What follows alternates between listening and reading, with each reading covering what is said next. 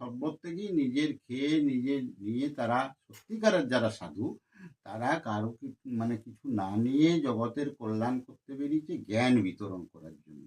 তারা জ্ঞান দিয়ে যাতে মানুষগুলো সুন্দর হয় সেই চেষ্টা করে চলে এসছে, তারা নিজের কিছু করে নাই।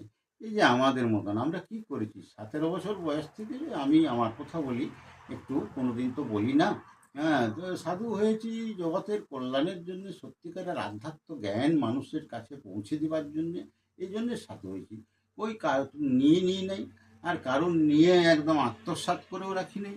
হ্যাঁ, এতই যত বড়ই নেতামন্ত্রী হন না কেন, সাধুদের একটা লোমের যোগ্য নয়, সেই সাধুদিকে অপমান হলো।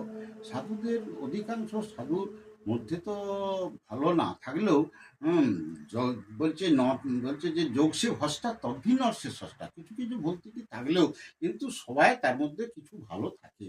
হ্যাঁ, যারা সর্বস্ব ত্যাগ করে হলো তাদেরকে যদি কেউ বলে ছুরি যান, মানে যারা ছুঁড়ে ফেলে দিই, তাদের কিছু গ্রাহ্য করবো না তাদেরকে। হ্যাঁ, তারা অথচ জগতের কল্যাণের জন্য এসছে, তারা নেতামন্ত্রী হয়ে টাকা আত্মসাৎ করতে আসেনি। তবে যে এমনও নাই সাধু সেজে সেজে ভাবা ত্যাগী সেজে অনেকে নানা রকম কাজও করে বা আত্মসাৎও করে। এক এক সাধুর দেখা যাবে এত এত একর জমি, এত কোটি টাকার মালিক, এত সব বিপার। হ্যাঁ, সে দেশের কল্যাণে জগতের কল্যাণে লাগাও। আমাদের যেমন রয়েছেন রামদেব ফামদেব রয়েছেন, এরাও তো জগতের আরেকটা অনেকটা কল্যাণে লাগাতে পারে, তারা করছেন।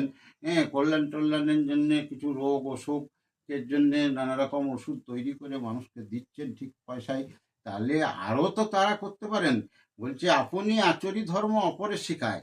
চৈতন্যদেব বললেন আপনি আচরি ধর্ম, নিজে আচরণ করে অপরকে শিখায়। তো সাধু হয়েও আমাকে দেখাতে হবে যে আমি জগতের কল্যাণের জন্য সাধু, জগতের কল্যাণও করব এবং আমাদের এই সাধু সমাজেরও ভালো থাকবে। যে আমি বলছি না যে তাদেরও কিছু অর্থ পাইটি থাকবে না, তাদেরও তো থাকা খাওয়া ভালোভাবে একটা ব্যবস্থা থাকা দরকার।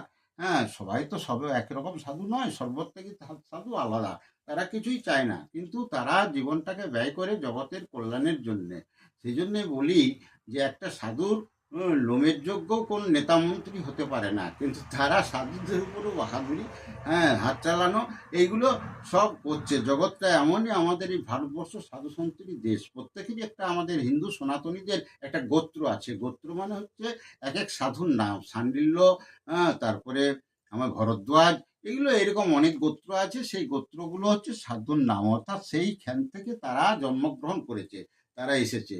সব তো এক ঈশ্বর থেকে এসেছে, কিন্তু তারপরে প্রকার বিন্যাস হয়েছে। তাতে দেখা যায় অমুক গোত্রের আমরা অমুক